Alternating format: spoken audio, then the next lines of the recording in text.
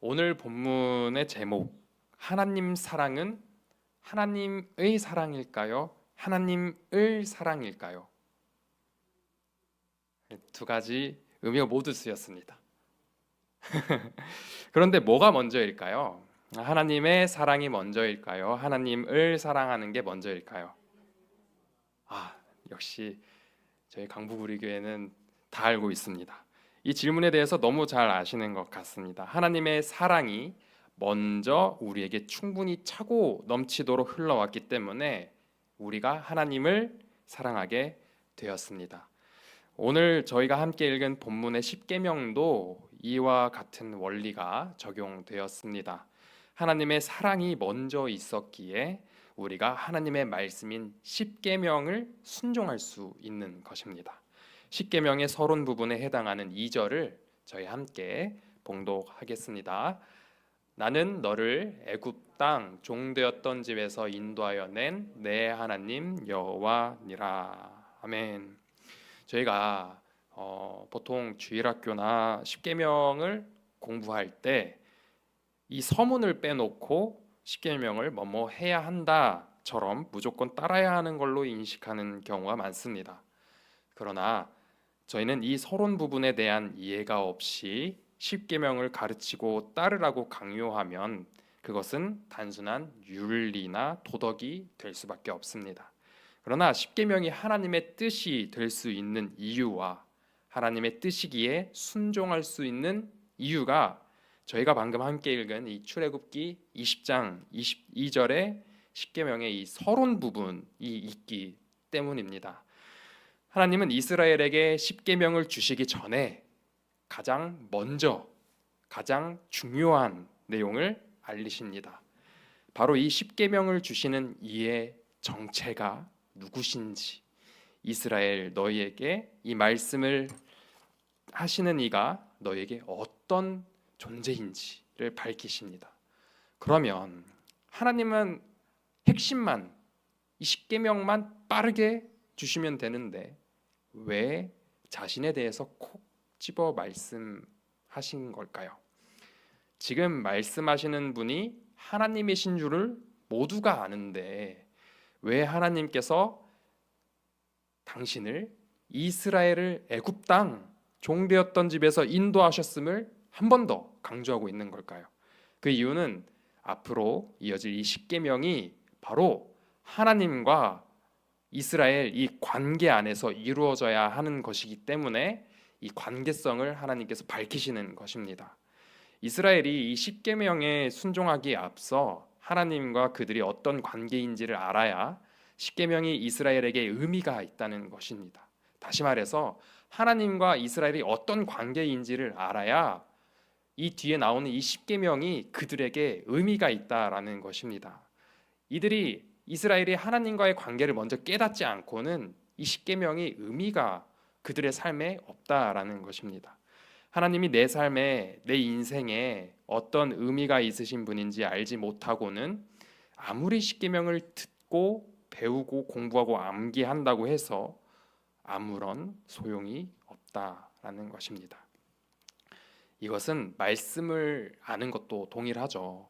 저희가 어떤 이가 하나님의 말씀을 아무리 많이 알고 성경 지식을 많이 안다고 해도 만약 그가 하나님이 그의 삶에 어떤 의미가 있으신 분인지 알지 못하고는 그 말씀이 그저 지식의 한 부분을 차지하는 것밖에 되지 않는다라는 것입니다. 이게 적용되지 않는 거죠.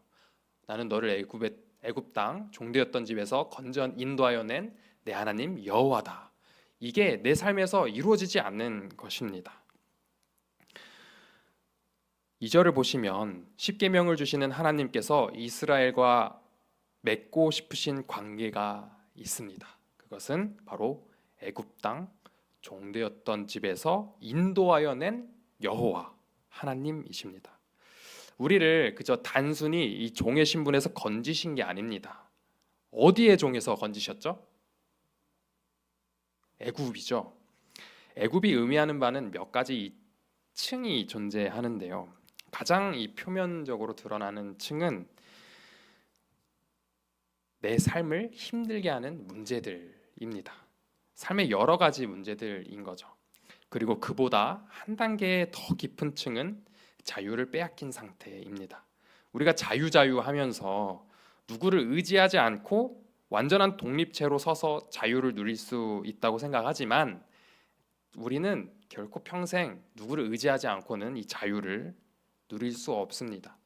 그래서 우리는 이 자유하기 위해서 뭔가를 간절하게 의지를 하죠. 대표적으로 돈이 있습니다. 사람들은 돈을 많이 벌면은 내가 자유로울 수 있을 거라고 생각을 하지만 결국에는 돈을 의지하는 것과 같은 이치가 이루어지죠. 애굽에서 찾은 자유는 세상에 이용당하는 인생이 되는 것이었습니다. 아무리 가마솥에 가득한 고기를 먹었어도 애굽에 이용을 당하고 있는 것이었죠. 그리고 마지막으로 애굽이 의미하는 가장 시초가 되고 가장 근본이 되는 기본의 층은 바로 죄입니다. 즉 이스라엘은 지금 애굽 땅 거기에서 죄의 종이 되어 있었던 것입니다. 애굽은 내 삶의 문제, 그리고 자유를 빼앗긴 상태, 그리고 죄의 종이 된 삶을 의미합니다. 그리고 애굽은 내 힘만으로 벗어날 수 없습니다. 마치 감옥이나 군대처럼 원한다고 그것을 벗어날 수가 없죠. 징역 10년을 선고받은 죄수가 2년 감옥 생활하다가 저 이제 집에 갈래요 하고 나올 수 없는 것처럼, 또 입대한 군인이 아직 저녁 날이 되지 않았는데 전역하고 싶다고 전역할 수 없는 것처럼 이 애굽의 삶도 내가 원한다고 자유로워질 수 있는 삶이 아닙니다. 400년을 애굽 생활을 했고 그들에게는 애굽은 영원할 것만 같았습니다. 도저히 이 애굽에서 벗어날 수 없었죠. 그런데 이스라엘은 출애굽을 경험합니다.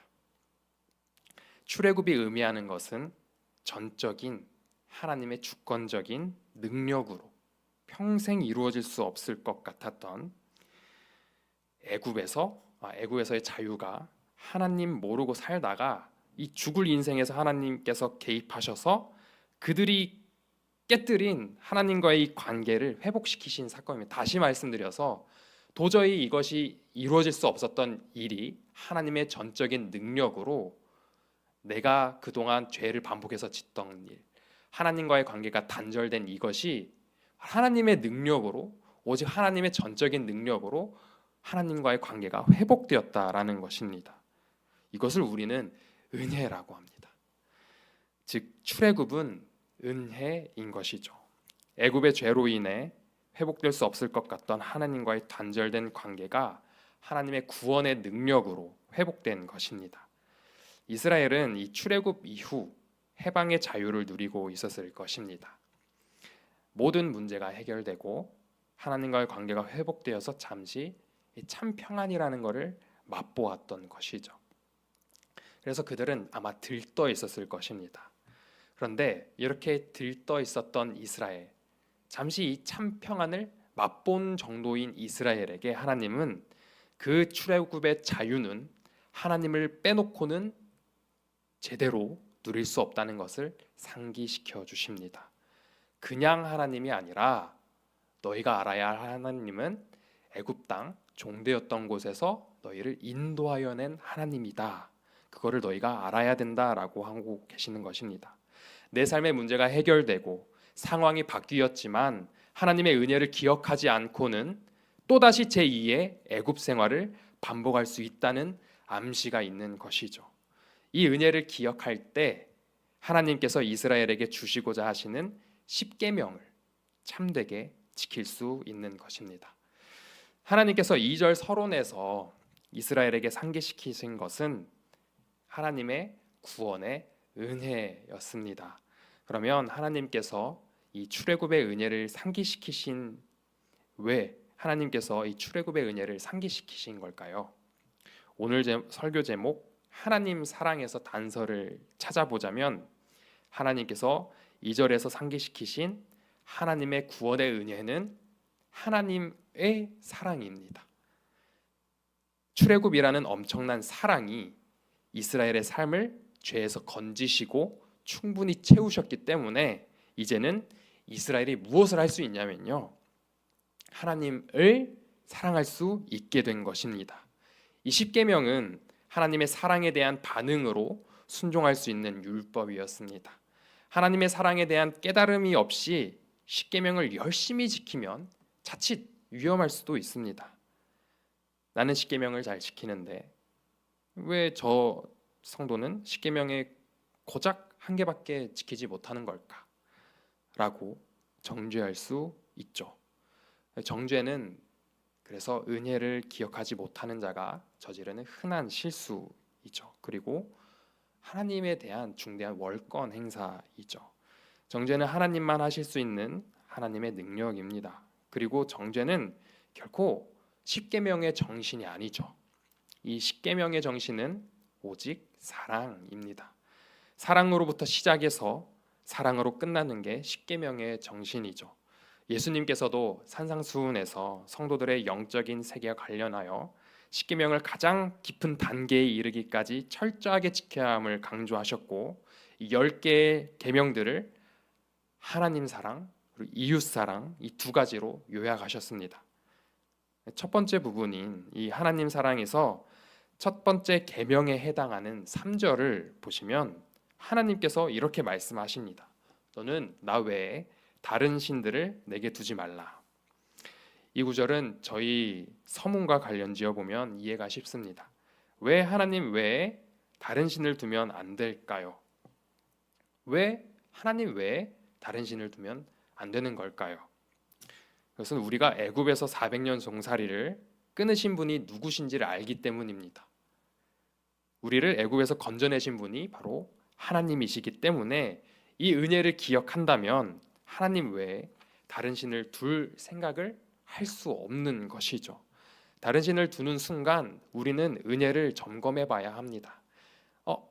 내가 하나님께서 나를 도저히 해방될 수 없던 그 죄에서 건져내셨는데 내가 어떤 모습이었더라? 내가 어떤 죄의 모습이었지? 내가 혹시 다시 그 모습으로 돌아가려는 건 아닌가? 라고 은혜를 점검해 봐야 하죠. 그러면 무서워서라도 다시 하나님께 매달릴 수밖에 없을 것입니다. 하나님의 은혜를 기억하면 하나님만 생각할 수밖에 없습니다. 이 첫 번째 계명이 절로 지켜지게 되는 것이죠. 그리고 두 번째 계명인 4절부터 5절을 함께 읽어보겠습니다. 너를 위하여 새긴 운삭을 만들지 말며 또 위로 하늘에 있는 것이나 아래로 땅에 있는 것이나 땅 아래 물속에 있는 것에 어떤 형상도 만들지 말며 그것들에게 절하지 말며 그것들을 섬기지 말라. 나 내 하나님 여호와는 질투하는 하나님인즉 나를 미워하는 자의 죄를 갚되 아버지로부터 아들에게로 3, 4대까지 이르게 하거니와. 아멘.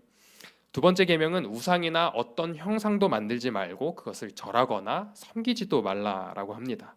그런데 이것을 만드는 이유가 가장 4절 가장 앞에 보시면 나를 위하여라고 합니다. 너를 위하여. 애굽에서 어떤 삶을 살다가 지금 이렇게 좋은 삶을 살고 있는지 망각하고 그새 욕심이 생겨서 내 것을 챙기는 것입니다. 출애굽을 행하신 하나님의 은혜를 잊어버리고 그새 소유에 대한 집착이 생겨난 것이죠. 그래서 내 마음에 하나님이 아닌 다른 것을 조각하는 것입니다. 돈, 명예, 권력, 인기 등등 하나님이 아닌 다른 무언가, 나를 위한 무언가에 집착하기 시작하는 게 우상이나 다른 형상을 만드는 것입니다. 그리고 이걸 하나님을 위한 일이라고 합니다. 간혹 하나님을 위해서 내가 이렇게 돈을 많이 벌어서 헌금해야지, 돈을 많이 벌어서 하나님을 위한 일에 써야지 라고 하지만 실은 하나님은 뒷전이고 이 돈에 대한 집착이 나를 그 자리로 인도하고 있는 것이죠. 우리는 이 속임수에 빠지면 안 됩니다. 우리는 하나님을 위한다고 하지만 실은 내 마음이 교만해지고 오만해져서 내 생각이 커져서 이 돈에 하나님을 가두려고 하는 것입니다. 실은 하나님은 이 돈이 없어도 더 크게 일을 행하실 수 있는 분인데 말이죠. 그런데 하나님의 은혜를 기억하면 이런 일이 생길까요? 이 큰 출애굽을 이루신 분이 하나님이시라는 것을 기억한다면 이 돈이 없어도 하나님은 큰 일을 행하실 수 있다라는 것이죠. 내가 애굽에서 어떻게 살았었는지를 기억하고 하나님께서 출애굽을 위해 행하신 일을 기억하면 그 은혜가 내 삶을 지배하면 나를 위해 그런 것을 만들지 않을 것입니다.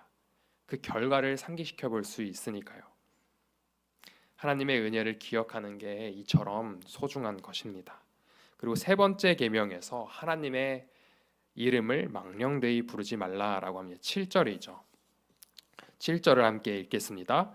너는 내 하나님 여호와의 이름을 망령되게 부르지 말라. 여호와는 그의 이름을 망령되게 부르는 자를 죄 없다 하지 아니하리라. 아멘. 하나님의 이름을 함부로 쓰지 말라라는 것이죠. 하나님께 맹세하고라는 말로 하나님께 맹세해라는 말로 지키지도 못할 약속을 하면서 하나님의 이름을 욕되게 하지 말라라는 것입니다. 그리고 자신이 그리스도인이라고 여기저기 말하는데 실은 밖에서의 행실이 전혀 이 그리스도인답지 않는 모습으로 하나님의 이름을 간접적으로 망령되이 일컫고 하나님의 이름에 먹칠하는 것을 하지 말라라는 것입니다. 그런데 만약에 저희가 하나님의 이 은혜를 늘상 기억한다면 우리는 겸손해질 수밖에 없고 행동 하나하나가 조심스러워지겠죠. 끊임없이 긍정적으로 변화되기에 이런 일을 방지할 수 있는 것입니다. 그리고 마지막으로 네 번째는 안식일을 지키라는 것인데요. 저희 7절부터 10절까지 함께 한 목소리로 봉독하겠습니다. 너는 내 하나님 여호와의 이름을 8절부터 10절입니다. 시작. 안식일을 기억하여 거룩하게 지키라. 엿새 동안은 힘써 내 모든 일을 행할 것이나 일곱째 날은 내 하나님 여호와의 안식일인즉 너나 내 아들이나 내 딸이나 내 남종이나 내 여종이나 내 가축이나 내 문 안에 머무는 객이라도 아무 일도 하지 말라. 아멘. 이 안식일에는 이 창조의 밸런스가 있습니다. 일과 쉼 두 가지가 다 있는 것이죠. 일과 휴식에 리듬이 있다는 것입니다. 그런데요, 저희가 8절 그다음 9절을 보시면요, 여기에 쉼에 있는데 조건이 하나 있습니다.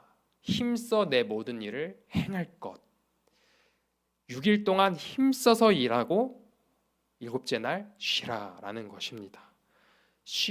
근데 쉬기 위해서 힘써서 일하는 것이 될 수가 있겠죠. 힘써 일하고 쉬라고 합니다. 안식일을 위해 6일 동안 열심히 일하라는 말입니다. 또 안식일의 쉼이 엿새 동안 힘껏 일하고 난 후에 피곤에 지친 몸과 마음에 새 힘을 주기 위한 기쁨과 즐거움을 위해 쉬라고 하는 것입니다. 그리고요, 이것은 근데 특정 인물에게 뭐 돈이 많은 사람이나 어떤 CEO만 해당되는 게 아니라 이것은 모든 이들에게 공통되게 주어지는 기쁨이다라는 것입니다. 여기까지 저희는 하나님 사랑에 해당되는 이 네 가지 계명을 보았는데요. 저희가 이 은혜를 기억하기에 있어서 정말 중요한 구절이 바로 6절인데요. 저희가 6절을 함께 조금 큰 목소리로 봉독했으면 좋겠습니다. 함께 봉독하겠습니다. 나를 사랑하고 내 계명을 지키는 자에게는 천대까지 은혜를 베푸느니라. 아멘. 저는 여기서 이 접속사 뭐뭐하고의 궁금증이 생겼어요. 사랑하고 계명을 지키는 건가? 사랑하면 계명을 지키는 건가? 이게 궁금해서 알아봤더니 이 동격이라는 것입니다. 다시 말해 사랑하는 것과 계명은 뗄래야 뗄 수가 없는 거다. 하나님을 사랑하는 자는 계명을 지키게 되어 있다는 것입니다. 다시 말해서 여기는 두 가지 형태가 있습니다. 내면적인 것과 외형적인 것이 있죠. 마음에서 이루어지는 것이 있고 행동으로 이루어지는 게 있다라는 것입니다. 그렇다면 사랑과 계명 중에 무엇이 내면에서 이루어지는 걸까요? 사랑이겠죠. 네, 우리가 마음속으로 하나님을 진정으로 사랑하게 되면 우리의 삶이 하나님의 계명을 따르게 되어 있다. 것입니다. 근데 이 사랑은 다시 말해서 하나님의 사랑에서 출발한다라는 것입니다. 우리가 그래서 이 십계명에서 20장 2절인 이 서론 부분이 중요한 것입니다. 우리가 이 하나님의 그 출애굽의 은혜, 하나님께서 나의 그 죄에서 건지시는 은혜, 나로서는 도저히 죄의 굴레, 죄의 악순환을 벗을 수 없었는데 하나님께서 내 인생에 개입하셔가지고 그 전적인 능력으로 그 창조주가 나를 죄에서 구원하셨다. 이 은혜를 우리가 기억한다면, 하나님의 사랑으로 충만해지면 하나님께 사랑을 돌려드릴 수 있다라는 것을 저희가 항상 기억해야 합니다. 그래서 우리가 신앙생활 하면서 또 말씀을 배우면서 무엇보다 하나님의 은혜를 기억함으로 하나님께 보답으로 예배할 수 있는 저와 모든 성도님들이 되시기를 간절히 축원합니다.